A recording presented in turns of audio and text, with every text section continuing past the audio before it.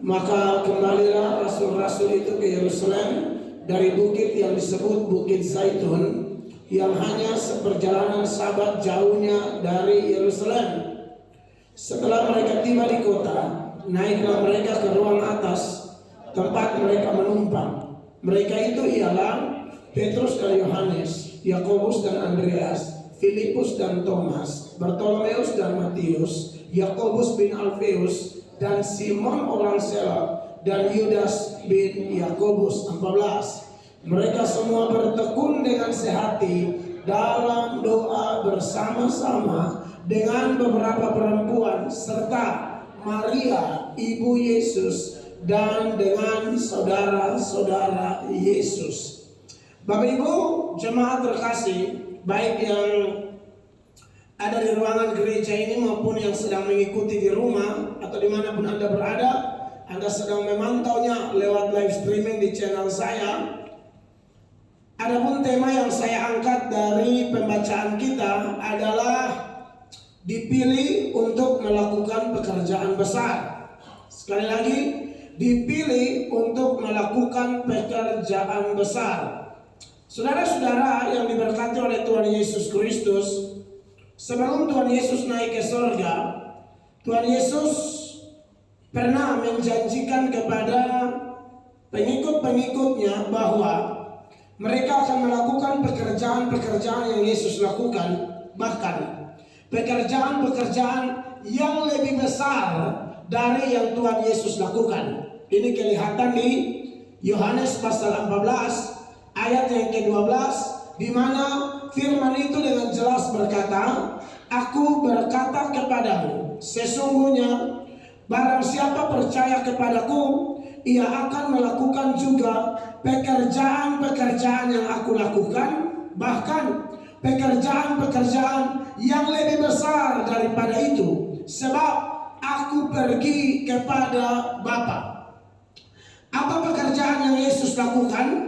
Yang Yesus lakukan, saudara-saudara, tentu tidak semua yang akan dilakukan oleh pengikut-pengikutnya sesuai janjinya di ayat ini. Karena kita tahu ada satu hal yang Yesus lakukan dan tidak bisa dilakukan oleh siapapun, yaitu menebus dosa. Itu tidak bisa dilakukan oleh orang lain. Itu the one and only. Satu-satunya yang mampu menebus dosa orang cuman Tuhan Yesus. Makanya dalam Matius pasal 20 ayat 28, Yesus pernah menyatakan tujuan itu, kenapa dia datang ke dalam dunia ini. Perhatikan. Sama seperti anak manusia datang bukan untuk dilayani, melainkan untuk melayani dan untuk memberikan nyawanya menjadi tebusan bagi banyak orang. Iya. Kalau untuk menjadi tebusan bagi banyak orang, itu hanya Yesus yang mampu melakukannya.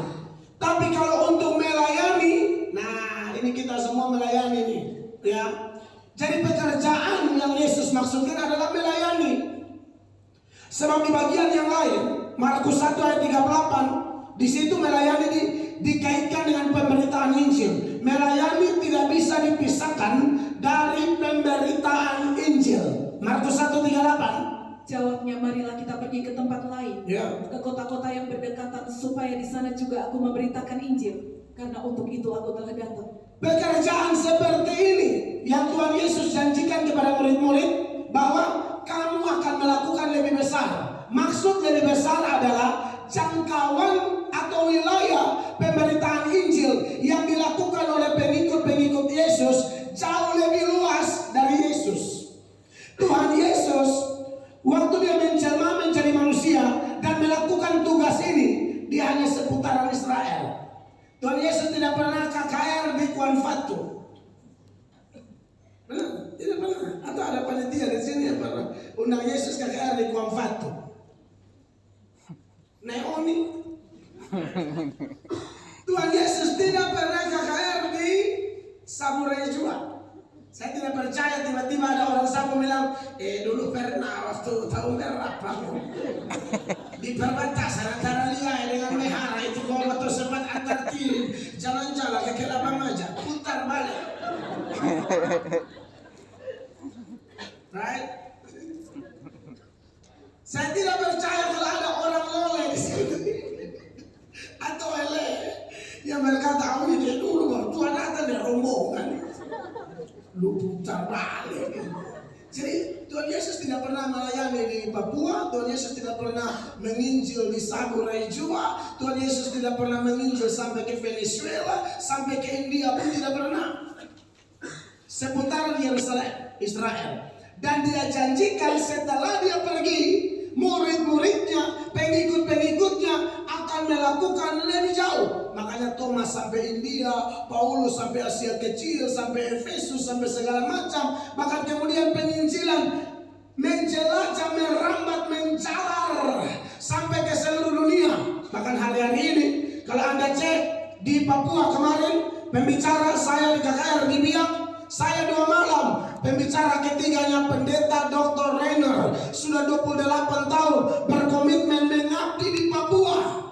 Orang dari Amerika Tuhan utus ke Papua. Jadi memang penggenapan itu terjadi. Pelayanan yang lebih luas. Anda pikir penerbangan dari Amerika ke Indonesia pendek? Sangat panjang. Keliling hampir setengah bola bumi. Ya. Ada pendeta dari Amerika melayani di NTT. Saya punya teman Mr. Ken di Camplong, mereka punya markas besarnya. Itu pengusaha orang berduit dari Amerika sana, komitmen melayani di NTT. Ada yang di Sumba, pendeta Douglas. Dan terbalik, ada juga pendeta dari NTT terkenal banget di Amerika, Sam Sikitari, Mel Tari. Ada pendeta dari NTT jadi hamba Tuhan di Brasil, Pakistan, Afghanistan, ada NTT. Bahkan ada yang di India. Yang di India sudah bilang, Pak Mel pasti datang ke India. Kalau bilang Pak Mel datang ke India, di bayangan saya adalah cuci tangan di Taj. Sambil menyanyi, "Mapopo di Taju." Saya ini dengar ya, makan makanan yang sehat saja minta maaf, kadang-kadang mencret. Apalagi mapopo di Taju. Tapi andai kata saya ketemu orang Merasi, Marga Oematan, hamba Tuhan di India, sudah siapkan pelayanan Bapak Mel di India. Disebayangkan dia nasi kuning. Itu bukan kuning biasa loh, dia lari-larinya orange. Ini ya lebih tepatnya nasi orange. Kita tidak bisa bayangkan apa yang terjadi. Karena saya pernah KKR di Malaysia, sudah lapar sekali. Minta maaf ya, orang India yang masak nasi hanya pakai ikan keringat meleleh. Bisa tinggi bisa kita keringat dari mana-mana, katea semua. Kita punya lapar yang memutuskan puasa. Ini ada jatuh dua puasa, kita puasa. Malaysia kan banyak juga kan mereka di sana. Di antara bobo nasi dan bobo keringat tuh, dia bersatu menjadi satu kesatuan molekul memecahkan pembuluh darah.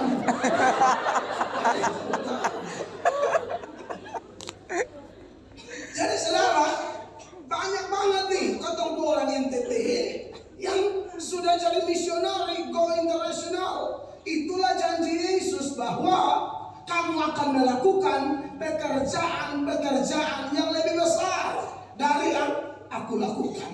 Nah, menarik nih, saudara-saudara yang diberkati oleh Tuhan Yesus. Hari ini tema kita ialah dipilih untuk melakukan pekerjaan besar. Saya tekankan bahwa tidak boleh ada anak Tuhan yang mengatakan, saya ini tidak jahat, tapi saya juga tidak mau melayani. Saya ada di tengah-tengah, saya hanya di posisi netral. Saya tidak jahat nih, saya tidak bikin kejahatan apapun. Saya berusaha hidup baik, tidak menyakiti orang, tapi untuk pelayanan saya tidak mau. Saya baik-baik saja. Di dalam Tuhan tidak ada pilihan ketiga, cuma 2 pilihan.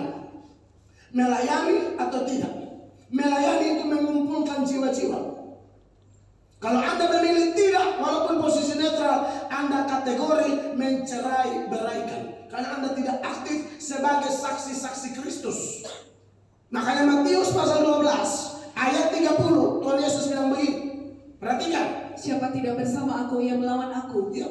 Dan siapa tidak mengumpulkan bersama aku, ia mencerai-beraikan. Perhatikan ayat ini. Siapa tidak bersama aku, ia melawan aku.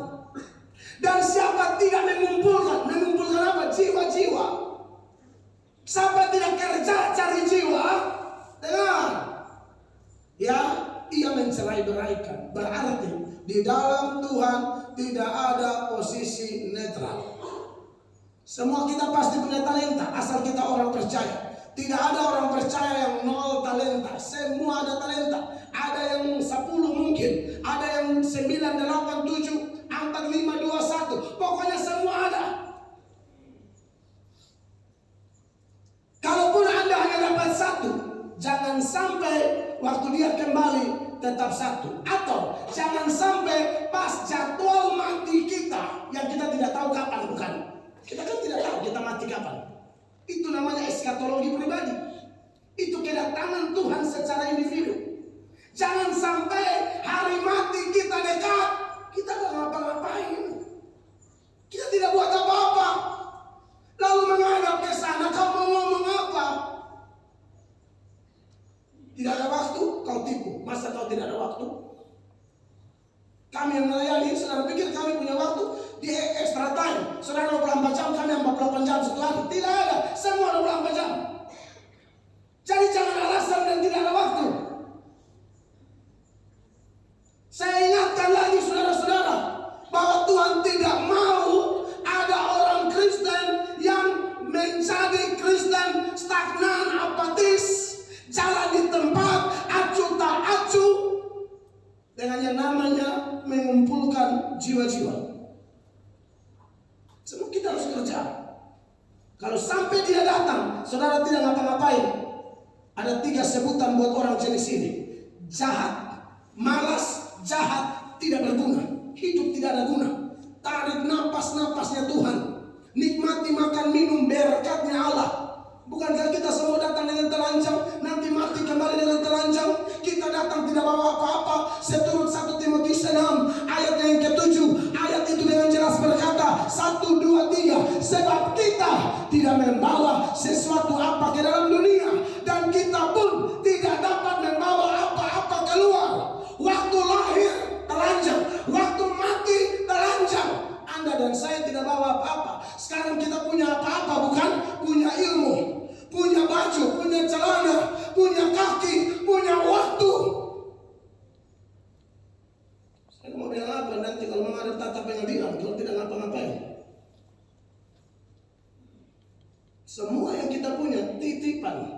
Itu dititip, bukan titip 1 baru pulang 1. Dia mau kalau dikasih 1 minimal dia datang. Waktu kita mati atau kedatangan kedua sudah jadi 2, jangan 1 terus. 2 sudah jadi 4, 4 sudah jadi 8, 5 sudah jadi 10. Amin, Bapak. Kalau perumpamaan talenta itu, kok bisa-bisanya Yesus kembali, yang dikasih 1 tidak ngapa-ngapain, kerja tidak, omongnya banyak yang tampil, komentarnya banyak, salah-salahin lagi sama Tuhan Yesus. Maka Tuhan Yesus bilang apa? Matius 25 ayat 26. Baca nih, Bapak Ibu terkasih. Maka jawab tuannya itu, hai kamu hamba yang jahat dan malas. Jadi kamu sudah tahu bahwa aku menuai di tempat di mana aku tidak menabur, dan memungut dari tempat di mana aku tidak menanam. Hai hamba yang jahat dan malas.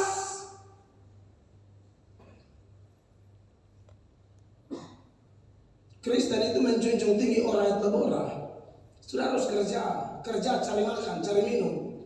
Tapi jangan hanya pikir cari makan dan minum aja. Yesus mau kita kerja untuk makanan yang bertahan sampai hidup kekal. Pernah baca? Yohanes 6 ayat 27, sama-sama baca. 1, 2, 3. Bekerjalah bukan untuk makanan yang akan dapat binasa, melainkan untuk makanan yang bertahan sampai kepada hidup yang kekal, yang akan diberikan anak manusia kepadamu, sebab dialah yang disahkan oleh Bapa Allah dengan meterainya. Bekerjalah bukan hanya untuk makanan binasa. Saudara kalau pikir saudara ekonomi, pikir matimu. Pernah kepikir kerohanianmu?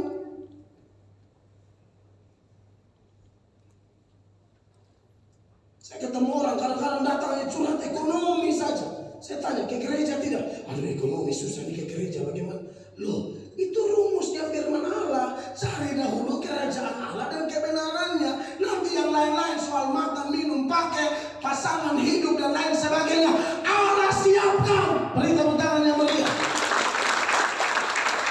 Jangan kasih balik rumus. Rumus Tuhan itu cari kerajaan Allah, itu kerja untuk kekekalan. Cari makan, minum, pakai, rupiah. Aduh, tenaga bisa habis sampai tidak ada waktu untuk Tuhan. Padahal Tuhan mau seimbang lah. Amin, dikasih Allah. Dan kerja selagi masih ada waktu. Karena nanti sudah malam, saudara tidak bisa kerja. Yohanes pasal 9 ayat 4, perhatikan. Kita harus mengerjakan pekerjaan Dia yang mengutus aku selama masih siang. Betul. Akan datang malam di mana tidak ada seorang pun yang dapat bekerja. Saudara kalau datang dengan khotbah di sini, yang Anda dengar isi hati Tuhan, bukan isi hati saya. Saya tidak konsep apapun. Saya mengalir dengan pimpinan Roh Kudus, bukan sok jago khotbah. Saya tidak jago khotbah, tapi saya tahu Roh Kudus ada dalam saya. Saya bicara apa adanya. Saya tidak konsep apa-apa ini. Jadi yang Anda dengar di hati Tuhan. Tuhan mau Anda kerja selagi masih siang. Siang bicara apa? Kesempatan. Selagi masih sehat, selagi masih kuat, selagi keadaan masih baik-baik, kerja. Karena sudah datang malam, keadaan tidak baik-baik, kau mau alasan apapun percuma. Seperti 5 gadis yang bodoh itu berteriak, buka pintu, Yesus tutup. Kalau pintu masih terbuka, kau tidak kerja, sudah tutup, baru kau heboh sendiri di situ. Mau heboh waktu pintu masih terbuka, mau heboh ketika dia masih berkata, mari kepadaku semua letih lesu berbeban berat, aku akan beri kelegaan kepadamu. Aku taruh beban, pikul beban ini enak, ringan. Mereka mati mampus dong. Apa maksudnya? Singa apa dengan ringan begitu tuh? Singa itu goyang 2 ke kanan, 2 ke kiri, lucu semua. Aku sandungan buat singa yang lain. Sampai singa lagi, betul suapa dia mesti tahu setengah tahun terus. Betul sebulan pada saja. Tidak jadi menyanyi. Mas sehat, mas kuat, mari pelayanan. Hanya nama segar-segar tidak mau pelayanan. Mas opa-opa mau pelayanan. Bukan Tuhan tolak opa-opa, bukan. Saya yang tolak. Tuhan tidak, saya tolak dipanggil opa, duduk diam, saya tolak safa. Opa pulang kami sini, saya sudah waktu berapa, ketemu saya pulang ngurus selai. Makanya masih kuat, masih segar, masih gagah, masih kincang, fight. Anda lihat kayak orang gila, semata suara ini, semata ini, tapi kan biar kau mati-mati, yang penting tisu habis untuk Tuhan. Serius loh saya ngomong. Walaupun istri kan macam begitu juga istri. Baru kalian jangan main dahulu aja. Bukan ini saya ngomong. Serius. Istri saya sering, jangan taruh semangat mati juga. Abang lesu. Sendiri terus sampai di mana main dahulu aja.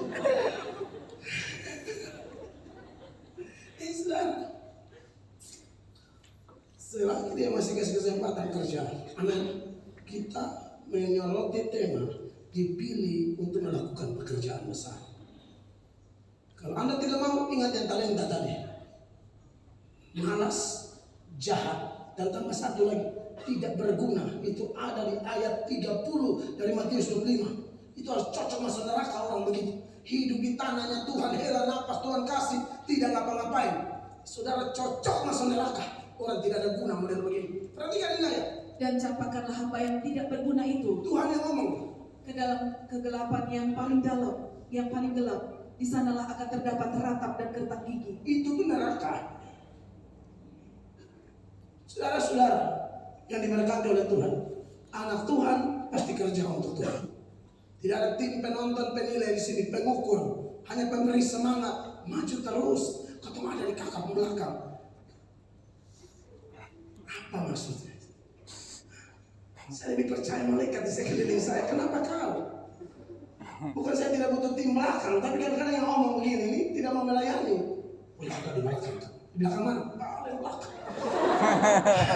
Saking belakang itu sampai kita lihat, waduh jauh sekali. Jadi semuanya di pohon-pohon, di pulau kira, sampai kita cari susah. Sudah dari tadi tidak dapat. Bapak Ibu jemaat terkasih, dipilih untuk melakukan pekerjaan besar. Nah, orang-orang yang tercatat di dalam Kisah Para Rasul pasal 1 ya, ayat 12 sampai 13.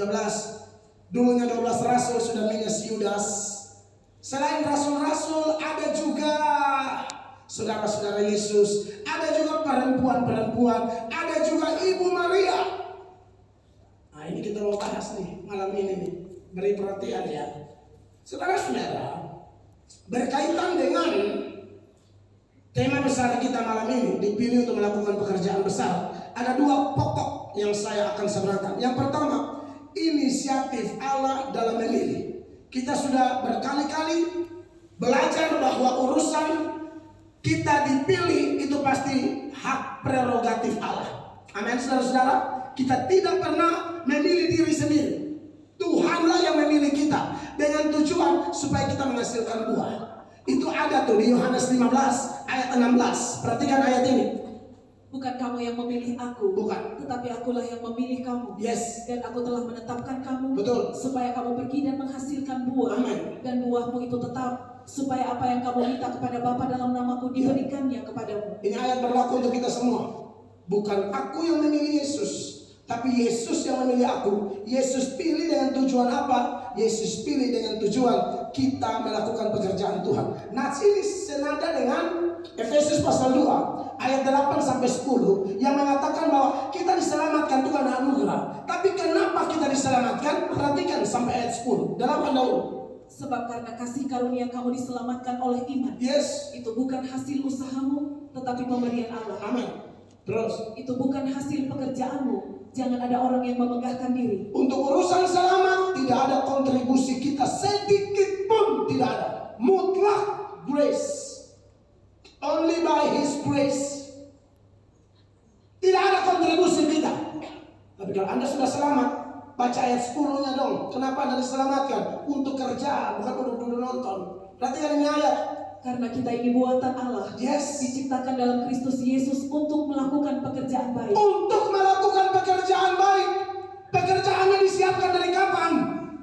Yang dipersiapkan Allah sebelumnya. Yes. Dia mau supaya kita hidup di dalamnya. Jadi jangan ada orang Kristen jadi penonton. Amin. Ayat-ayat ini jelas. Oh tidak, saya hanya mau gereja hari Minggu lalu tidak ngapa-ngapain. Tidak bisa begitu. Minimal sharing khotbah-khotbah yang Anda tahu itu memberitakan Injil. Share di media sosialmu. Daripada lu hanya foto lu muka edit bilang betul kalau berat. Kalau tiap hari, tiap Senin lu pasti kau. Hari Minggu berapa doa berkat. Senin ini sudah jadi setan. Minggu waktu berdoa berkhotbah sampai garganta mau putus. Senin su status naik. Tuhan adalah balas. Saudara-saudara, Anda dilengkapi hari ini supaya hadapi Senin itu dengan penuh keyakinan. Menatap Senin sampai Sabtu itu sebagai orang-orang yang punya mental, bukan mental biasa, mental lebih dari pemenang. Bukan mental dijajah. Saudara-saudara yang diberkati oleh Tuhan Yesus Kristus, menarik bahwa inisiatif Tuhanlah yang memilih kita. Ya, di bagian lain dia bilang, aku akan bermurah hati kepada siapa aku bermurah hati. Aku akan berbelas kasihan kepada siapa aku berbelas kasihan. Itu semua tidak tergantung kebaikan orang itu atau perbuatan orang itu, tapi semua kemurahan Allah. Satu lagi kita tambah itu ayat Roma 9 ayat 15-16. Perhatikan. Sebab ia berfirman kepada Musa, aku akan menaruh belas kasihan kepada siapa aku mau menaruh belas kasihan. Iya. Dan aku akan bermurah hati kepada siapa aku mau bermurah hati. Betul. Terus. Jadi hal itu tidak tergantung pada kehendak orang atau usaha orang, tetapi kepada kemurahan hati Allah. Jadi jelas ya, itu inisiatif Tuhan. Nah, untuk poin pertama ini ada beberapa poin kecil yang saya tambahkan. Yang pertama adalah bahwa mereka yang dipilih itu semuanya orang berdosa. Ini penting. Daftar orang-orang yang di dalam ayat 12 sampai ayat 14 dari Kisah Para Rasul pasal 1 itu. 12 murid minus Yudas, perempuan-perempuan, saudara-saudara Yesus, termasuk Ibu Maria. Itu orang berdosa. Memang agak sulit menemukan di mana dosa Ibu Maria itu sulit. Tapi hari ini Anda beri perhatian, saya jelaskan. Beri perhatian. Ini sistematika teologi kami dengan dasar kitab suci. Jangan ngomong satu doktrin, tanya dasarnya di mana? Oh, pokoknya tidak ada. Tapi menurut bapak ini, mama ini, dan itu toh begini. Beta ramas itu bapak, mama dan toh pegangannya satu bikin lampar. Doktrin tidak ditentukan oleh omongan orang. Ini hasil rapat. Oh no. Mau rapat, mau omong, apalagi sesuatu yang bersangkut menyangkut iman kita secara vertikal dengan Tuhan Allah, itu harus ada dasar kitab suci. Karena yang membuat orang sesat atau tidak tergantung sesuai firman atau tidak. Yesus bilang dalam Matius 22 ayat 29, perhatikan saya baca. Yesus menjawab mereka, kenapa kamu sesat? Kamu sesat sebab kamu tidak mengerti kitab suci. Di bagian lain, firman Allah itu apa? Pelita bagi kaki kita dan terang bagi jalan kita. Nah, tanpa firman ini sesat, pandangan sesat, kelakuan sesat, tidak bisa dipisahkan. Kalau kita pegang doktrin yang sesat, akan melahirkan perasaan, pemikiran, perilaku yang sesat. Tak bisa dihindari. Itu satu paket. Kalau pegang doktrin benar, kelakuan kita benar. Dan doktrin yang benar harus dari firman. Amin. Jadi tidak bisa beriman tambah firman. Nah, kekasih Allah ini menarik ya. Bahwa semua mereka orang berdosa. 12 rasul minus Yudas itu juga orang berdosa. Banyak dosa mereka dan Tuhan pasti mau tahu. Tapi yang secara eksplisit kelihatan dalam kitab suci adalah mereka itu sudah janji mau mendampingi Tuhan sampai akhir, rela mati dan segala macam, omong kosong, lari semua. Katanya mau setia, janji tinggal janji, janjinya bohong. Makanya di Markus 14 ayat 31 itu Tuhan Yesus menegur Petrus, lalu Petrus bilang begini, dan Petrus itu mampu menularkan semangatnya kepada kawan-kawan yang lain. Dikatakan demikian. Tetapi dengan lebih bersungguh-sungguh Petrus berkata, Ya. sekalipun aku harus mati bersama-sama engkau, aku takkan menyangkal engkau. Semua yang lain pun berkata demikian juga. Semua yang lain pun berkata demikian juga. Petrus berhasil menularkan semangat kepada yang lain. Sebenarnya ini bagus. Kalau ada istri bertobat, salurkan semangat kepada suami. Dari suami yang dulu tidak mau gereja, tapi Tuhan pakai istri. Istri punya doa, istri punya pengaruh, istri punya ajakan. Akhirnya suami merasa bahwa Tuhan memberi panggilan ini melalui pasangan hidup saya. Lalu dia datang, ini keren. Atau sebaliknya, ada juga melalui kerabat kita. Ada yang orang tua menangkan anak, anak menangkan orang tua, kakak menangkan adik, adik menangkan kakak. Sistem menularkan seperti itu sesuai dengan fungsi kita sebagai orang Kristen yang dikatakan oleh Tuhan Yesus sendiri. Kamu terang dan garam. Terang dan garam itu sifatnya mempengaruhi, bukan dipengaruhi. Tetapi diharapkan pengaruhnya benar. Amin, dikasih Tuhan.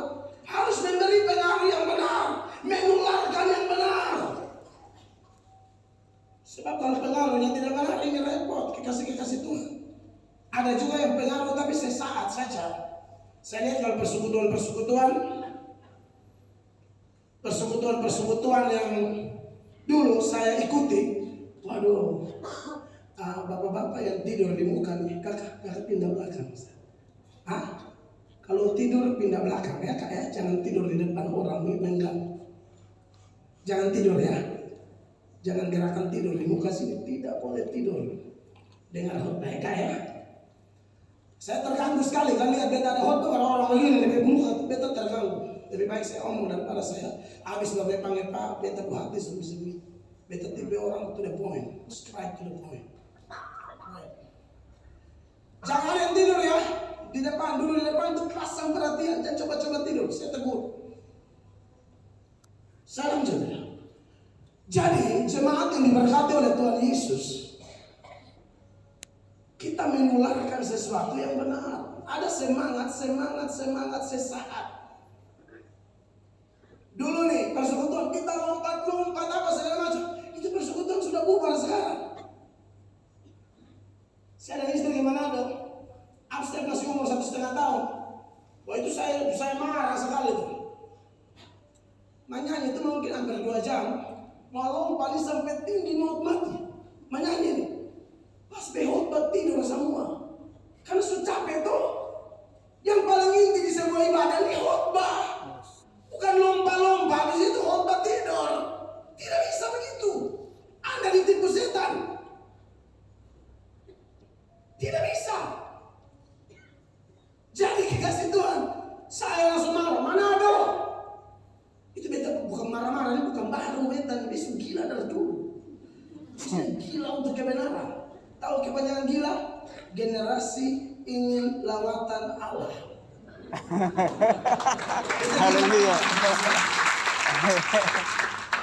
Nah, jadi saudara-saudara yang diberkati oleh Tuhan Yesus, saya lihat semangatnya yang Petrus tularkan ini semangat sesaat, bukan semangat berdasarkan firman. Makanya dulu ada orang datang gereja di sini tidak nyaman karena menyanyi sedikit. Kita mau menyanyi lama-lama buat apa ibadah 2 jam? Kamu menyanyi sampai 1,5 jam, kita khotbah kapan doa syafaat kan kolete kapan? Ujung tombak pemberitaan firman, ujung tombak ibadah pemberitaan firman Allah. Itu nomor 1. Amin. Makanya kalau saya khotbah Anda harus beri perhatian baik-baik, sebab firman ini yang memerdekakan kamu, bukan yang lain. Menyanyi, tapi kalau dengar firman tidak benar, kamu akan hidup sengsara. Firman adalah pelita bagi kaki kita dan terang bagi jalan-jalan kita. Nah, kekasih Tuhan, ini dosa dari kawan-kawan Petrus dan teman-teman. Baru janji ayat 50 firman Allah berkata, saudara-saudara, lalu semua murid itu meninggalkan dia dan melarikan diri. Tapi herannya, waktu selepas hari Pentakosta, selepas Yesus naik ke surga, orang-orang inilah orang-orang pilihan. Betul mereka pernah gagal, betul mereka pernah dosa, ingkar janji, tapi Allah masih mau pilih mereka. Ini kesempatan bagi kita yang pernah ingkar janji. Ternyata Anda ada di ruangan ini atau dengar khotbah hari ini, Anda harus bersyukur. Bukankah banyak kita yang sering ingkar janji? Saudara yang latar belakang pernah tabisidi. Waktu Anda tabisidi itu Anda janji apa? Itu kan mau jadi pengikut Tuhan sungguh-sungguh, bukan? Saya tahu di sinode ini tidak ada, tapi saya menghargai upacara gereja bernama kate kasasi yang berujung tabisidi. Itu tuh siap melayani Allah. Ada orang bertabisidi 2 minggu langsung pacaran dengan Islam. Baru 3 minggu langsung pacaran dengan Katolik. Pacaran dengan Hindu. Padahal larangan pacaran beda agama sudah begitu jelas. Dia janji mati bu, pakai badak FIFA nomor 4 tuh. Lu pakai badak apa coba FIFA? Lu sama mau FIFA apa coba? Ini koso yang tarap. Tambah dia rasa terharu, dia menangis. Air mata lari itu ke 4 sungai di hari penciptaan. Tinggi sama segala macam pecah. Jadi mungkin vokalis kuburan band. Retak semua. Itu simbol keretakan hubungan. Baru menyanyi, Tuhan inilah rinduku, di pujian di sini. Ku serahkan padamu seluruh cita-citaku, masa depanku. Mungkin lagu salah, tapi saya ingat begitu. Ku serahkan padamu. Lebih salah lebih cara. Betul ya Pak. Coba ya. Itu sini. Habis jam 4 sore, kok bisa malam pesta? Lampu disco. Sudah tahu bayangkan konsep dari mana? Baru yang Tuhan sini ini yang paling foya. Dia yang paling roh ya. Dia yang paling roh. Minuman jalan. Nanti agak stres, sadar, lagu semati. Akhirnya sok kita tetap jalan, menyanyi ulang itu lagu. Tuhan ini rinduku rindu. Jujur aja beberapa teman saya bersaksi begitu. Saya juga dulu kalau bilang pesta sini itu paling heboh. Di NTT ini apa yang tidak mabok? Sini cuma mabok. Semua mabok. Baptisan cuma mabok. Pokoknya syukuran itu mabok. Bukankah ini setan bekerja? Makanya pembicara kita tadi orang tidak suka pasti. Kita hantam semua. Kita hantam semua. Kita isu kontrak mati dengan surga. Kita tidak mau cari aman di sini. Saya mau cari aman di Tuhan Yesus. Jadi, dikasih Allah. Kalau Anda pernah janji dan omong kosong, lalu hari ini kau dengar firman-Nya, siapa tahu engkau mirip murid-murid yang mau dipulihkan dan dipakai untuk pekerjaan besar. Selain murid-murid, nah ini mesti tadi saya di khotbah ibadah kedua ada yang bilang, Pak, mana beda 12 murid dengan saudara-saudara Yesus? Beda. Murid-murid Yesus itu saudara-saudara dalam artian seperti saya dan begini. Salam saudara-saudara. Nah, bukan semua saudara kandung saya kan. Saudara kandung saya ada di sana. Itu saudara kandung saya. Tapi kalau salam saudara-saudara itu umum. Tapi kalau perbedaan antara saudara-saudara secara umum dan saudara-saudara Yesus, ya, seperti yang tercatat di ayatnya yang ke-13 itu, tekankan sekali lagi. Ini bukan 12 murid. Ya, 12 murid yang ini, ayat 13. Lalu dia bedakan dengan saudara Yesus. Total mereka semua kalau Anda baca ayat 15 sampai terusnya, ada 120 orang yang ada di situ. Tapi secara khusus ada juga saudara-saudara Yesus. Untuk saudara-saudara Yesus ini perlu saya khotbahi, saya sertai dengan keterangan data kitab suci bahwa dalam sistematika teologi Protestan itu jelas Ibu Maria itu setelah melahirkan Yesus, Ibu Maria dan Yusuf hidup normal sebagai suami istri yang sah. Dan dari rumah tangga mereka ini melahirkan anak-anak yang lain lagi. 14. Mereka semua bertekun dengan sehati dalam doa bersama-sama dengan beberapa perempuan serta Maria ibu Yesus dan dengan saudara-saudara Yesus. Dan dengan saudara-saudara Yesus, ini bukan murid-murid. Saudara-saudara Yesus yang mana? Saya jelaskan, beri perhatian. Satu kali Tuhan Yesus pulang ke kampungnya Nazaret. Yesus itu orang Nazaret, tapi karena waktu mau melahirkan itu ada sensus, Kaisar Agustus sensus. Mereka orang Nazaret tapi asal Bethlehem. Sama kayak saudara orang Kupang, tapi cek-cek Kuamfat. Maka sensus lah, pulanglah kau ke Kuamfat. Setelah Yesus dilahirkan di Bethlehem, kembali lagi ke Nazaret. Lahir di Bethlehem itu karena penggenapan Mesias itu dari Bethlehem kota Daud. Itu ada semua demi skenario surga aja. Lalu balik lagi dong ke Nazaret. Jadi besar, bertumbuh semua di Nazaret. Mereka tahu persis ini anak tukang kayu, bapaknya Yusuf, mamanya Maria. Dia punya saudara-saudara laki-laki dan juga saudara-saudara perempuan. Saudara-saudara laki-laki disebutkan namanya, perempuan tidak, karena faktor budaya paternalistik waktu itu, di mana laki-laki lebih ditonjolkan, perempuan tidak ditonjolkan. Perhatikan Matius 13 ayat 55, 56. Ini Alkitabiah ya. Saya tidak mau mengasal bunyi kepada seperti kebanyakan orang kasih keluar doktrin, tapi tanya ayat di mana tidak tahu. Omong putar sana putar sini, setan pakai kau. Perhatikan, mau ngomong Alkitabiah bukti ayat dong. Bukankah dia ini anak tukang kayu? Ya. Bukankah ibunya bernama Maria dan saudara-saudaranya Yakobus, Ya. Yusuf, Simon dan Yudas? Jelas tuh saudara-saudara laki-lakinya. Yakobus, Yusuf, Simon dan Yudas. Yakobus ini yang kemudian menjadi penulis surat Yakobus. Yudas itu yang kemudian menjadi penulis surat Yudas. Lalu Tuhan Yesus kok ada nona banyak. Nama sahabat tidak tahu, kan saya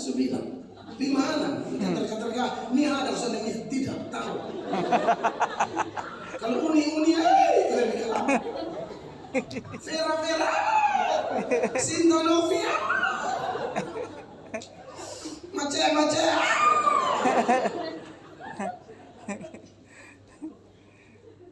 Tidak ada di situ. Gue tidak tahu. Pokoknya dia ada aja saudara perempuan. Lihat nih ayat.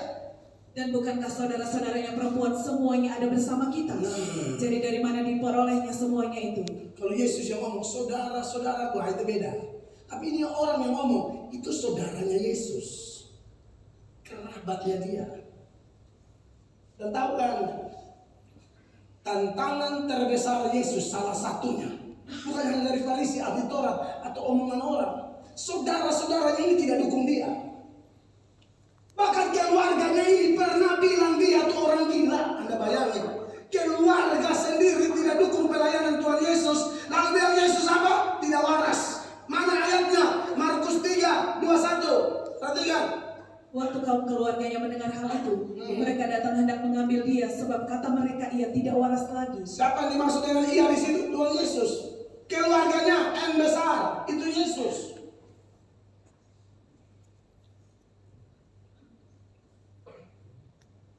Saya bertobat tuh di keluarga sendiri-sendiri. Sudah tahu keluarga saya sekarang banyak ikut Tuhan. Dulu saya sendiri. Saya tidak dapat dukungan yang dalam artian kayak kita pergi pelayanan sama-sama itu jarang. Puji Tuhan, papa saya sebelum mati ikut.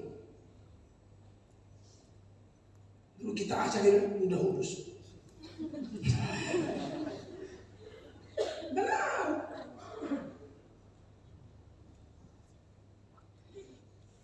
Jadi saya tidak kaget itu, Tuhanku sudah mengalami lebih dahulu.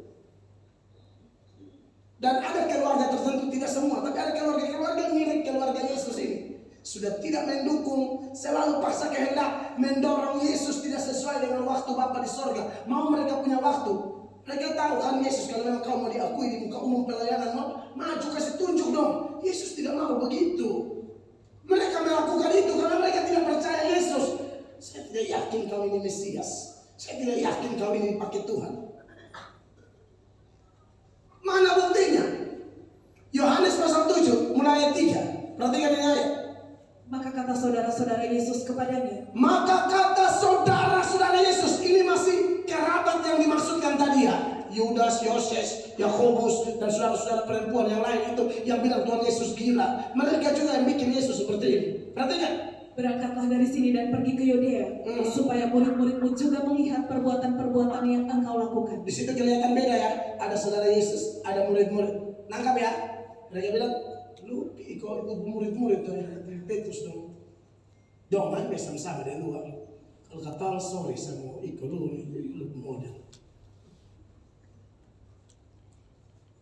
Ampak.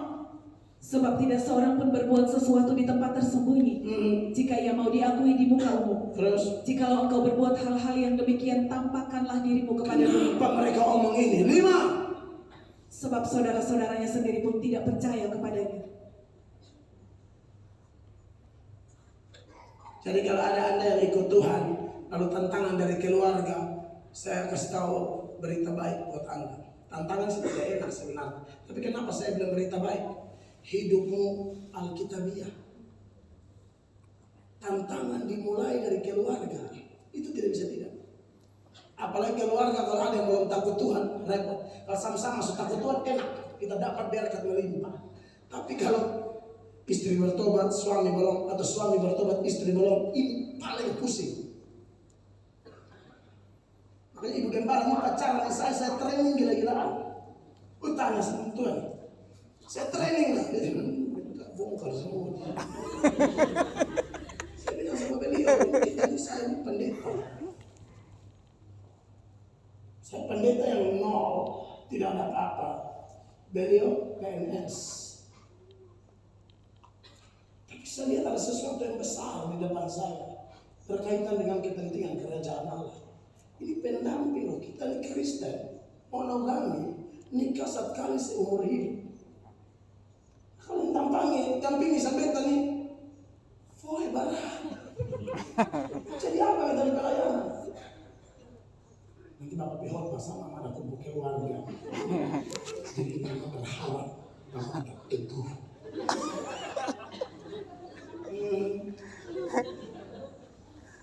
Seroja.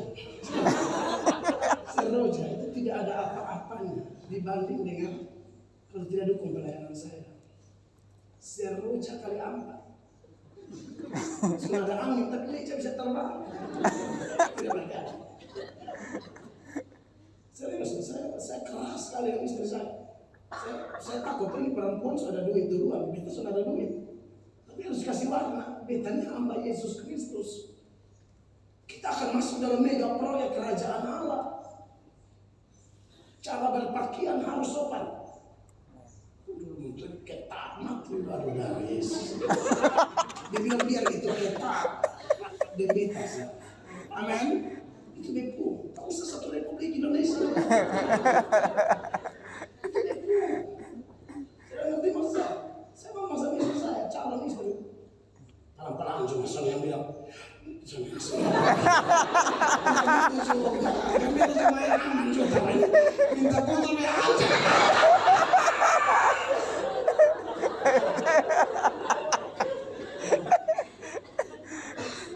Ya betul giring terangkap, tahu? Oke, los mas itu tangkap. Ya orang tua mau kita lepas susah beta jujur sih.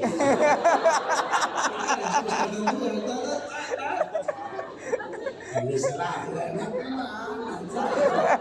ini ayat doa masih kurang puasa. Saya bilang sama beliau bahwa kita harus jadi hamba Tuhan. Segala maupun keinginan sebagai seorang perempuan, begini, kita salibkan semua. Apakah sudah semua tersalib? Kita dalam proses menyalibkan semua, termasuk saya. Tuhan yang buat berasa ini pelayanan, tapi saya tidak bisa bayangkan kalau istri saya bukan beliau. Mungkin pelayanan saya tidak jalan seperti sekarang. Kalau istri saya bukan beliau, habis pelayanan saya. Habis. Kalau istri mati-mati angin, saya doa.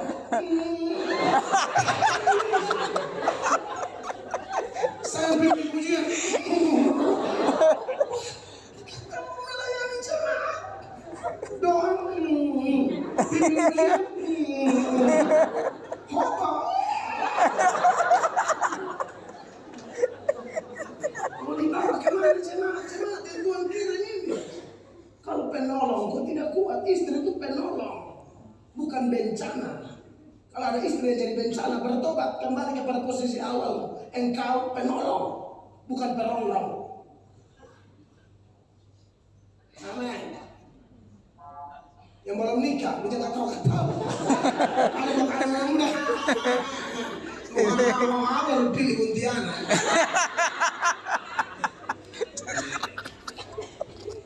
Amin. Kasihan. Ini saya bilang sama istri saya, sampai Mary, sampai beliau ini kadang-kadang kita doang ini kan anak suampat. Kadang-kadang bercanda beliau lebih. Tapi bapak tidak otak tidak benar. Kenapa saya? Bisa kita doang mau nikah, tuh bapak masih cari bakal lain. Ini kita pembulian tahap aja. Tanya dengan istri ini semua bepancing lain. Umpan lagi ternyata beliau mantap. Oke, kita maju. Sampai di hari rumah tangga. Apakah dia istri sempurna? Tidak. Apakah saya suami sempurna? Tidak. Tapi kami berdua bergantung kepada Yesus yang sempurna. Saya sangat menghormati dia.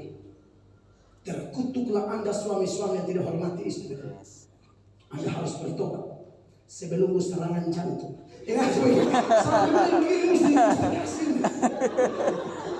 Laki-laki, Anda terlalu sombong sekali sebagai pria. Sorry to say. Bertobat kamu, Pak. Jangan bikin kau istri seperti tidak ada harga. Itu tadi dari sisi saya. Saya training beliau juga training saya gila-gilaan. Di awal pacaran, saya habis khotbah. Ini perempuan paku halus semua. Kamu berikan satu kisahmu di gula lembek. Jadi habis Suhera, Kamel.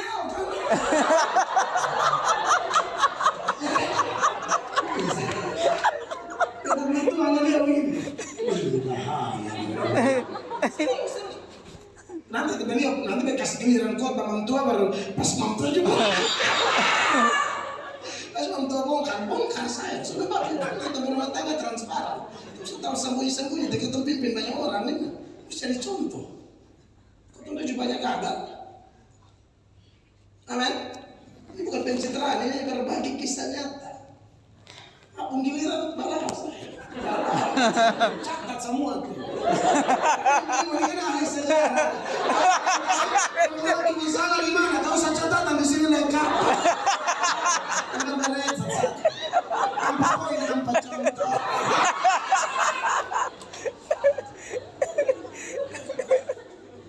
Beliau training saya itu. Dia bilang sayang. Wih, kalau gaya begini bahaya.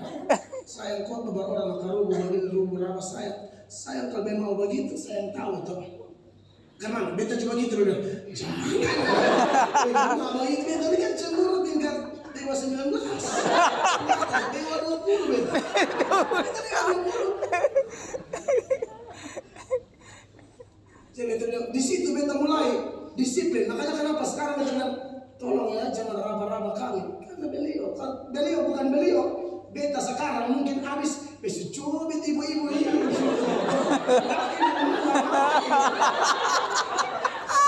Tuhan pakai beliau. Makanya Anda bersyukur ada istri model begitu. Kalau tidak kita laki-laki kurang ajar. Semua ketemu raba, ketemu ramas. Lu ramas roti di Borneo. Biar kau kalian. Kalau istri saya waktu pacaran beta sentak. Karena dulu biar pacarannya sama mempelok sapa bingung saya pacaran dia ini marhamu pokoknya enggak ada semua yang letih sudah ternyata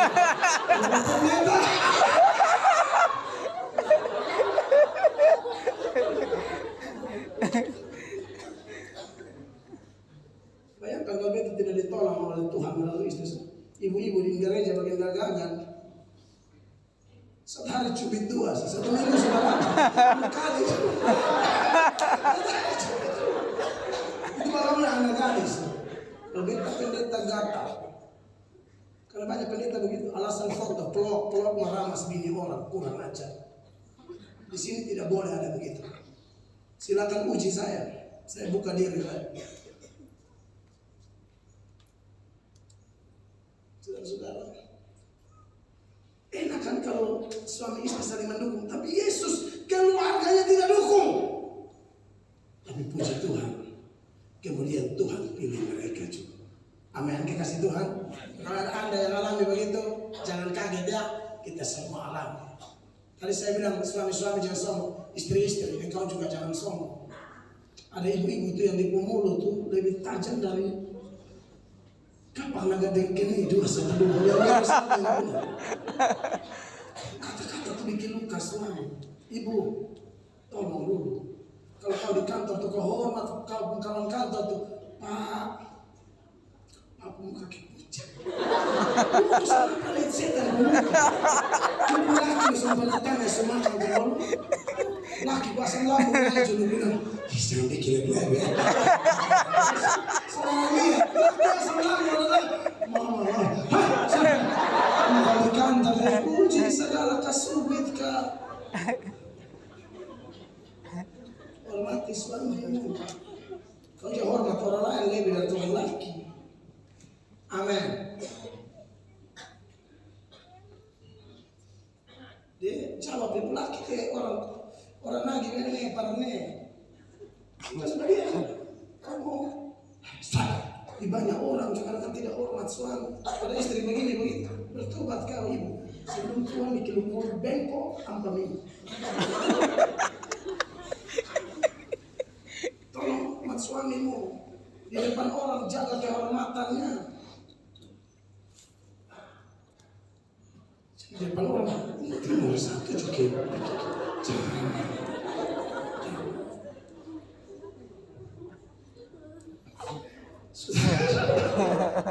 Yang diberkati oleh Tuhan.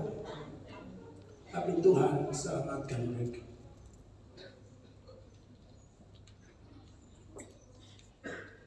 Nah itu dosa-dosa mereka. Tapi bagaimana dengan dosa Ibu Maria?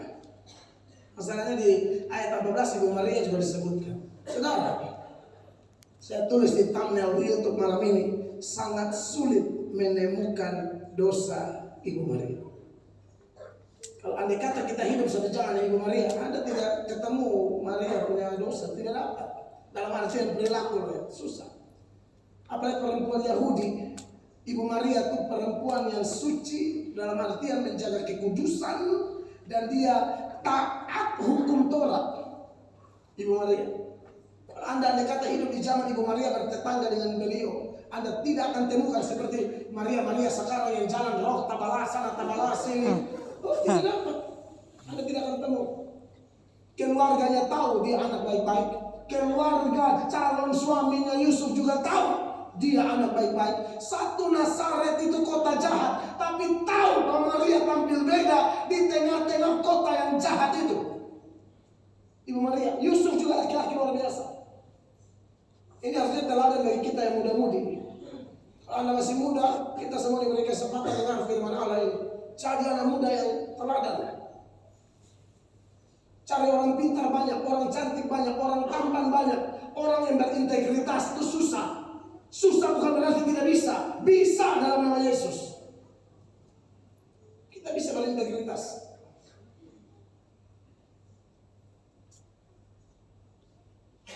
Tapi pertanyaannya, apakah gara-gara perilaku Ibu Maria sangat baik, bahkan sulit didapati pelanggaran dalam kehidupannya? Lalu apakah dia suci? Apakah dia bersih? Mari kita lihat kitab suci. Mulai dari Ayub 25 ayat 4. Adakah orang dilahirkan oleh perempuan dia bersih? Tidak ada. Perhatikan ini ayat. Bagaimana manusia benar di hadapan Allah, Ya. dan bagaimana orang yang dilahirkan perempuan itu bersih. Tidak ada. Tidak ada orang dilahirkan perempuan itu bersih. Maria punya papa dan mama. Papa dan mamanya pasti orang berdosa. Dia punya opa dan oma. Opa dan omanya pasti orang berdosa. Bahkan kalau tarik terus, dia tuh keturunan Adam dan Hawa. Dan keturunan Adam dan Hawa pasti orang berdosa. Makanya Roma 5 ayat 12 firman Allah bilang begini. Perhatikan. Sebab itu sama seperti dosa telah masuk ke dalam dunia oleh satu orang. Yes. Dan oleh dosa itu juga maut, demikianlah maut itu telah menjalar kepada semua orang. Amin. Karena semua orang telah berbuat dosa. Hanya oleh satu orang semua berdosa. Siapa? Adam. Ibu Maria keturunan siapa? Adam. Pasti dia berdosa. Makanya tadi bandingkan dengan Ayub tadi, tidak ada orang dilahirkan perempuan itu bersih. Bahkan karena memang dia keturunan Adam dan Hawa, belum dilahirkan, masih di kandungan sudah berdosa. Mazmur 51 ayat 7. Perhatikan. Sesungguhnya dalam kesalahan aku diperanakan, Ya. dalam dosa aku dikandung ibuku. Dalam dosa aku dikandung ibuku. Tidak ada satu manusia pun dilahirkan perempuan itu bersih, kecuali Yesus. Yesus itu suci bukan karena Maria. Yesus itu suci karena memang dia Allah yang maha suci, yang menjelma, dan dia dikandung oleh Roh Kudus. Kesucian Yesus tidak turun dari Ibu Maria, tidak, dari Roh Kudus. Dan apa adanya dia itu Allah yang kudus. Sebab ada yang bilang, wah kalau pakai itu Ayub 25 ayat 4, berarti Yesus juga berdosa dong. Kan Yesus dilahirkan perempuan, beda cerita. Yesus tidak sama kayak kita. Yesus tidak sama kayak kita. Perhatikan Ibrani 4 ayat 15. Sebab imam besar yang kita punya bukanlah imam besar yang tidak dapat turut merasakan kelemahan-kelemahan kita. Ya. Sebaliknya sama dengan kita ia telah dicobai, hanya tidak berbuat dosa. Tidak buat dosa. Nah, memang sulit saya bilang menemukan perilaku Ibu Maria yang berdosa, sulit. Tapi dari data-data tadi, konsekuensi yang tidak bisa dihindari. Sebagai seorang yang adalah keturunan Adam Hawa, pasti dia orang berdosa. Tapi tentu Anda butuh pengakuan sendiri kan? Kira-kira kalau dari Ibu Maria sendiri ada pengakuan tidak bahwa dia orang berdosa? Ada. Ada. Makanya saya bilang kalau saya khotbah, dan maksudnya suka potong-potong video saya di media, kau potong jujur dong, potong sama ayat-ayat ini. Kalau yang potong yang gila-gila perlu posting di sana sini. Kalau kau jujur kau potong ayat ini lengkap, coba kalau kau berani. Baru lihat kau punya pandangan atau saya punya pandangan yang benar. Kau punya tidak pakai dasar, saya punya dasar semua. Ibu Maria orang berdosa. Secara perilaku Anda sulit ketemu. Tetapi dari data-data tadi, keturunan Adam dan Hawa semua berdosa. Bahkan dalam kandungan sudah berdosa. Maka secara tabiat, potensi itu sudah ada dalam diri kita. Semua turunan Adam dan Hawa. Makanya kita tidak percaya itu doktrin tabula rasa yang mengatakan oh bayi itu lahir putih bersih. Tidak. Kita tidak percaya. Bayi itu lahir belum tahu buat dosa. Dia belum tahu buat dosa. Ya, dia belum ada namanya actual sin, tapi dia ada yang namanya original sin, dosa asal yang melekat dalam dirinya. Makanya tadi Pemasor bilang, dalam kandungan, dalam dosa aku dikandung ibuku. Makanya John Calvin mengatakan, semua anak kecil itu lahir membawa dosa dan penghukumannya masing-masing. Makanya Yesus berkata, jangan halang-halangi anak-anak itu datang kepadaku. Kita ini butuh penebus bukan karena kemudian kita tahu buat dosa, bukan. Yang paling mendasar, kita butuh penebus, kita butuh juru selamat karena kita lahir dalam keadaan berdosa. Dan Ibu Maria adalah salah satu orang berdosa paling rendah hati yang saya pernah ketemu dalam catatan dari kitab, dan juga ada beberapa yang lain. Tapi Ibu Maria salah satu yang paling rendah hati. Sekalipun dari perilaku orang susah ketemu, tapi waktu dia bernyanyi memuji Allah, dia menyanyi bilang begini. Lukas 1, 46-47. Perhatikan, ini nyanyian Ibu Maria, teladan yang luar biasa itu. Lalu kata Maria, jiwaku memuliakan Tuhan. Amin. Dan hatiku bergembira karena Allah juru selamatku. Kenapa Ibu Maria bergembira? Karena Allah juru selamat. Dengar ini penjelasan. Kalau ada seorang manusia, dia katakan bahwa dia membutuhkan juru selamat atau dia memiliki juru selamat, secara tidak langsung dia mau berkata, aku berdosa, makanya aku butuh juru selamat. Amin. Kalau orang tidak berdosa, tidak perlu juru selamat. Itulah saya bilang, walaupun sulit menemukan perilaku Ibu Maria yang berdosa, tapi dari doanya ini ketahuan dia manusia yang sangat sadar diri. Waktu saya keluar, orang tidak temukan dosa apapun, tapi saya menyadari saya keturunan Adam dan Hawa. Maka saya bilang apa? Hatiku bergembira karena Allah juru selamatku. Kalau Ibu Maria tidak berdosa, harusnya Ibu Maria yang jadi juru selamat. Tapi karena Ibu Maria juga keturunan Adam dan Hawa yang orang berdosa, maka dia butuh juru selamat. Dan gara-gara juru selamat inilah Maria bergembira. Saudara bergembira gara-gara apa? Harta, pangkat, kedudukan, itu gembira yang salah. Bergembiralah seperti Ibu Maria. Bergembira karena memiliki juru selamat. Dalam sistematika teologi Kristen Protestan yang berdasarkan kitab suci ini, kami tidak sembah Maria, tapi Maria pantas diteladani. Amin. Dikasih anak harus diteladani. Jadi kekasih Tuhan dan Ibu Maria Tuhan pakai luar biasa. Dari awal melahirkan Yesus sampai akhirnya dia melihat Yesus mati. Bayangkan seorang ibu yang melahirkan, walaupun dia cuma diperalat oleh Tuhan, tapi bagaimanapun dia merasakan sakitnya melahirkan. Dan memang dia orang yang sudah siap berkorban untuk dirinya dipakai menjadi saluran lahirnya juru selamat. Makanya ketika malaikat Gabriel datang kepada dia, dan kamu akan mengandung dari Roh Kudus. Aduh, Maria rasa kaget setengah mati. Ini orang bilang apa? Tahu-tahu saya hamil. Yusuf juga tidak pernah sentuh saya. Tahu-tahu saya hamil, ini pasti satu kampung heboh. Tapi saudara, dia memang orang yang luar biasa. Makanya di dalam Lukas 1 ayat 38, Maria bilang begini, aku ini hamba Tuhan. Perhatikan. Kata Maria, sesungguhnya aku ini adalah hamba Tuhan. Yes. Jadilah padaku menurut perkataanmu itu. Lalu malaikat itu meninggalkan dia. Jadilah padaku menurut perkataanmu. Aku hamba Tuhan. Dia sudah siap konsekuensi apapun. Dia ketemu Simeon di bait Allah. Simeon waktu pegang Yesus, Simeon bilang begini dalam Lukas pasal 2, 34, 35, 34. Lalu Simeon memberkati mereka dan berkata kepada Maria ibu anak itu, Ya.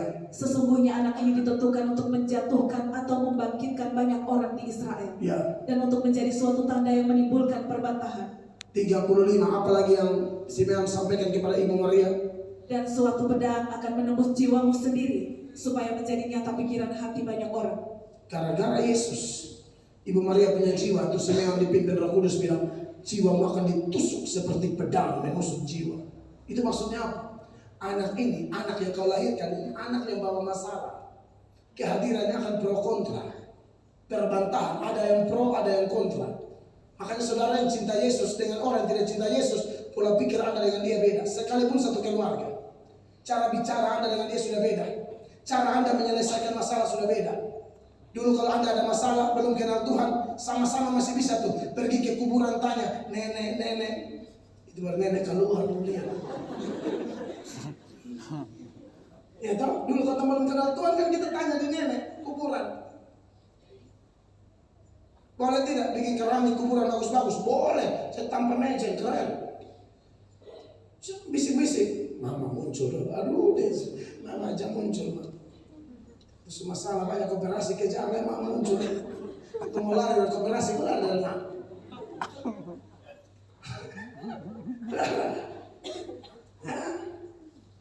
Menusuk jiwa. Ibu Maria menderita ini saat dia melihat anaknya hancur-hancur di Golgota. Itu seperti pedang tusuk jiwa. Kita lihat kita punya anak bermasalah sedikit kita sudah stres. Belum dia mandi darah. Anda lihat ada perilaku yang aneh sedikit. Anda sebagai orang tua pikiran bukan? Apalagi anak Anda disiksa, dikerumunin, diludahi, ditampar, disiksa, dicambuki, disalib, dimaki-maki. Ibu Maria lihat itu. Pedang menusuk jiwa. Itulah perempuan hebat. Makanya saya bilang, saya kagum Ibu Maria. Saya tidak sembah dia. Saya tidak minta bantuan untuk berdoa buat saya. Tidak perlu. Tetapi cerita tentang dia di Alkitab, dalam sistematika teologi kita, dia salah satu yang layak diteladani. Berapa banyak Anda yang mau kayak Ibu Maria, tantangan apapun saya maju. Ibu Maria sampai akhir, dari melahirkan sudah berat, sampai lihat anaknya mati di Golgota, satu pedang menusuk jiwa. Itu doktrin ajaran yang benar seputaran Ibu Maria. Jadi semua orang bisa dipakai Tuhan. Amin, dikasih Allah. Tapi ada satu lagi yang masalah di sini. Dari 12 rasul itu, minus satu. Siapa dia? Yudas. Ini masalah. Sudah tahu? Dari semua orang berdosa, dosa-dosa mereka yang tadi. Ibu Maria juga orang berdosa. Ya, tetapi Tuhan pilih Ibu Maria. Saudara-saudaranya juga dulu jadi masalah, tapi sekarang Tuhan pakai mereka. Yesus naik ke surga, mereka ikut dalam doa bersama 12 rasul. Rasul-rasul yang sudah lari juga Tuhan pulihkan. Ya, artinya bahwa Tuhan Yesus itu satu kali pilih orang itu akan terpilih terus sekalipun dia pernah gagal. Amin. Tidak ada orang percaya sempurna. Kita semua, termasuk saya, pernah gagal. Tapi kegagalan Anda dan saya tidak akan membatalkan kasih setia Tuhan. Yang setuju tepuk tangan yang mulia. Kegagalan kita tidak akan membatalkan kasih setianya. Tidak akan. Tidak akan. Beda kalau memang Anda nih orang Kristen seperti Yudas. Yudas itu tidak percaya Yesus. Saya buktikan ayat-ayat yang membuktikan Yudas bukan orang percaya. Yang pertama, Yohanes 6 ayat 64. Perhatikan. Tetapi di antaramu ada yang tidak percaya. Sebab Yesus tahu dari semula siapa yang tidak percaya dan siapa yang akan menyerahkan dia. Siapa yang tidak percaya dan siapa yang akan menyerahkan dia? Siapa yang serahkan dia? Yudas. Kenapa dia menjadi orang tidak percaya? Beda sama penjelasan yang tadi. Yang tadi sekalipun punya dosa, punya kegagalan, tapi mereka orang percaya. Kalau Yudas tidak pernah dikaruniakan untuk percaya. 65 jawabannya. Lalu ia berkata, sebab itu telah kukatakan kepadamu, ya, tidak ada seorang pun dapat datang kepadaku kalau Bapa tidak mengaruniakannya kepadanya. Berarti kenapa Yudas tidak percaya? Dia tidak dipilih. Orang yang dipilih, waktu kita percaya Yesus, kita diangkat oleh Allah menjadi anaknya, dan kita dikasih Roh Kudus. Yudas bisa melayani, tapi setan masuk keluar di hidup Yudas, enak-enak saja. Lukas 22 ayat 3, Anda lihat. Kok bisa setan masuk di pelayan model begini? Enak-enak. Maka masuklah iblis ke dalam Yudas yang bernama Iskariot, seorang dari ke-12 murid itu. Bahkan dia pernah habis makan perjamuan, langsung ke kerasukan setan. Yohanes 13 ayat 27. Yohanes 13 ayat 27. Dan sesudah Yudas menerima roti itu, ia kerasukan iblis. Bayangkan. Maka Yesus berkata kepadanya, apa yang hendak kau perbuat, perbuatlah dengan segera. Kita kalau makan perjamuan, habis makan dapat kekuatan menginjil, bukan? Ini tidak. Baru makan roti, setan masuk. Makanya Yesus di bagian lain bilang, bukan setan masuk. Yesus bilang, memang dia setan. Yohanes 6 ayat 70. Dengarin ayat.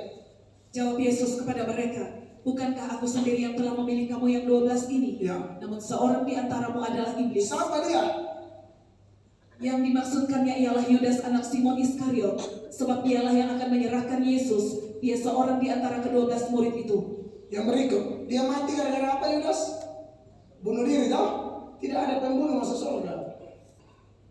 Kalau orang bunuh orang, seperti Paulus pernah bunuh orang, Musa pernah bunuh orang, tapi kemudian mereka bertobat. Yudas ini bunuh diri sendiri, mau bertobat dari mana?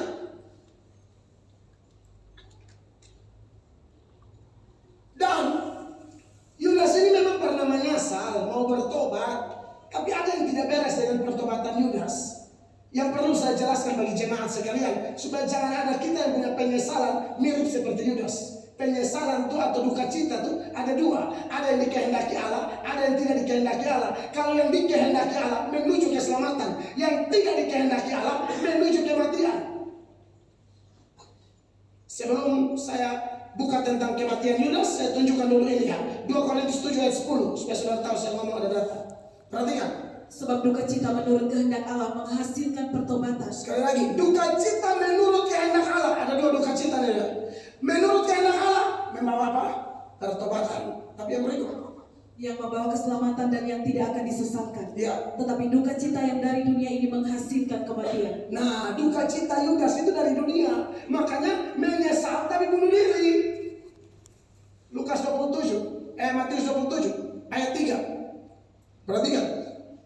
Pada waktu Yudas yang menyerahkan dia melihat bahwa Yesus telah dijatuhi hukuman mati, menyesallah ia. Lalu ia mengembalikan uang yang 30 perak itu kepada imam-imam kepala dan tua-tua. Dia menyesal juga, bahkan mengaku dosa lagi. 4. Dan berkata, aku telah berdosa karena menyerahkan darah orang yang tak bersalah. Tetapi jawab mereka, apa urusan kami dengan itu? Hanya mengaku dosanya salah, bukan di Tuhan, mengaku di imam-imam. Imam-imam lagi, imam-imam jahat lagi. Mereka bilang, itu urusanmu, kau mau mati-mati. Setan kerja begitu. Waktu dia ajak Anda dan saya bikin dosa, dia tawarkan yang indah-indah. Waktu Anda sudah terjebak di dalam dosa, dan Anda sudah hancur gara-gara dosa itu, setan bilang begini, lu mau mampus, lu mampus. Yang bisa sambut Anda cuma Tuhan. Lalu setan, dia buka celah, dia tarik, masuk. Dia injak kau sudah hancur. Dia akan berkata seperti imam-imam ini, itu urusanmu sendiri. Jadi hati-hati ya, kalau ada tawaran-tawaran yang indah, ending-ending setan lepas tangan. Tapi kalau Tuhan kalau bawa masuk Anda ke pelayanan, tantangan pasti banyak, tapi dia bilang, aku beserta kamu. Amin, dikasih Allah. Ujung-ujung Yudas bunuh diri. Inilah penyesalan atau duka cita yang tidak dikehendaki Allah, berujung kematian. Maka pasti dia masuk neraka. 5. Maka ia pun melemparkan uang perak itu ke dalam bait suci, lalu pergi dari situ dan menggantung diri. Iya. Yudas ini bukan orang percaya. Kalau orang percaya, kita pegang ayat yang bilang begini. Pencobaan yang kamu alami adalah pencobaan biasa, yang tidak melebihi kekuatanmu dan kekuatanku. Pada waktu kita dicobai, Allah setia. Dia akan beri jalan keluar sehingga kita menanggungnya. Yudas tidak diberikan itu sehingga tidak bisa tanggung, akhirnya bunuh diri. Jadi kalau ada orang mengaku Kristen tapi bunuh diri, menyesal lari ke minum mabok, menyesal lari ke jalan, menyesal tapi tidak datang kepada Tuhan, Anda duka cita yang tidak dikehendaki Allah.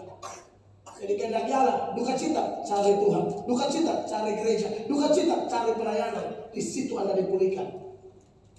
Amin. Masih ada orang jenis Yudas ini di zaman sekarang? Masih banyak. Dari mana kita tahu? Dari pemberitaan Injil. Kalau Injil yang kita sampaikan orang terima dan bertobat, orangnya orang percaya sejati. Tapi kalau kita khotbah dia tolak, ketahuan dia ditentukan untuk binasa. 2 Korintus 4 ayat 3. Perhatikan. Jika Injil yang kami beritakan masih tertutup juga, maka ia tertutup untuk mereka yang akan binasa. Amin. Jadi berkatilah Bapak Ibu yang ketika khotbah disampaikan, Anda buka hati, Anda ditentukan untuk hidup. Tapi ketika tutup hati, Anda ditentukan untuk binasa. Maka dari itu, di mana saja saya beritakan Injil terus, siapa buka hati, itu orang pilihan Allah. Saya tidak bisa tahu yang mana, tapi ketahuan saat khotbah disampaikan. Maka puji Tuhan dalam KKR, saya selalu altar call dan saya lihat kayak di Biak kemarin, ribuan orang menyerahkan diri. Pulang dari Biak lanjut ke Oetalu, orang-orang berbondong-bondong menyerahkan diri. Dan ada sejumlah KKR di depan kami lagi. Ada tolong dukung doa Bapak Gembalamu supaya pemberitaan Injilku betul-betul menuai jiwa-jiwa. Apa yang bikin surga sukacita? Satu orang bertobat, surga bersukacita. Nah, kalau ribuan, surga pesta. Dan itu suasana turun kepada kita. Amin. Jadi inisiatif Allah memilih. Yang pertama, dia pilih orang berdosa. Yang kedua, sekali dia pilih tetap dia pilih. Kecuali yang tidak dipilih, jangan harap. Lalu yang poin kedua terbesar, poin besar kedua, dan saya sudah mau tutup. Muka-muka kurang bersahabat. Sudah habis. Ya. Saya tidak mungkin lanjut ini khotbah di minggu berikut karena sudah tidak ada hubungan. Minggu depan sudah Pentakosta ke sana. Saya khotbah sesuai teks kalender gereja. Yang kedua, bagaimana sikap orang yang dipilih Allah? Perhatikan ayat 12 dikatakan demikian. Maka kembalilah rasul-rasul itu ke Yerusalem dari bukit yang disebut Bukit Zaitun, yang hanya seperjalanan sabat jauhnya dari Yerusalem. Orang-orang ini taat karena Yesus sebelum naik ke surga dengan begini, tunggu di Yerusalem. Mereka pulang ke Yerusalem, lalu mereka ada berkumpul di sana. Ini luar biasa. Anak Tuhan yang dipilih Allah untuk pekerjaan besar, ciri-cirinya seperti mereka, taat. Anda pernah tidak taat, malam ini harus taat. Dengar firman, iman bertumbuh, taat, iman bertumbuh berlipat kali ganda. Taat ini luas, saya pikir kita sudah mengerti semua. Yang kedua, apalagi yang mereka buat? Bertekun dalam doa dengan sehati. Masuk ke ayat 14. Mereka semua bertekun dengan sehati dalam doa bersama-sama. Amen. Dengan beberapa perempuan serta Maria ibu Yesus dan dengan saudara-saudara Yesus. Makanya kita memperingati doa 10 hari. Kita sudah lakukan kemarin, cuma banyak orang. Pagi-pagi orang sudah penuh di gereja. Sabtu banyak orang. Minggu karena ibadah ya kita ibadah seperti ini. Besok kita start lagi sampai hari Pentakosta minggu depan. Saudara mau coba-coba melawan daging, bikin alarm jam 4. Datang kita menangis setelah di situ. Roh Kudus bekerja. Saya yakin tidak ada yang sia-sia dengan doa. Anda menabur dalam doa, Anda menuai dalam kenyataan. Bawa beban, kita bergumul di sini. Doa sendiri itu baik. Tapi Yesus bilang doa yang besar kuasanya kalau doa bersama. 2-3 orang berkumpul dan sepakat demi namaku, panggil namaku. Yesus bilang apa? Aku ada di tengah-tengah mereka. Saya umumkan, saya pikir orang sedikit. Saya doa sudah mulai, siapa mana buka mata lu kayak ibadah umum. Keren, jemaat keren. Teladani mereka. Dimulai dari rumah tangga, bapak-bapak pimpin istri anak berdoa. Jangan geser-geser TikTok sampai 1:30. Tidak. Geser TikTok sampai lah. Emang mau pimpin anak doa? Lihat hal-hal yang tidak perlu, ngapain?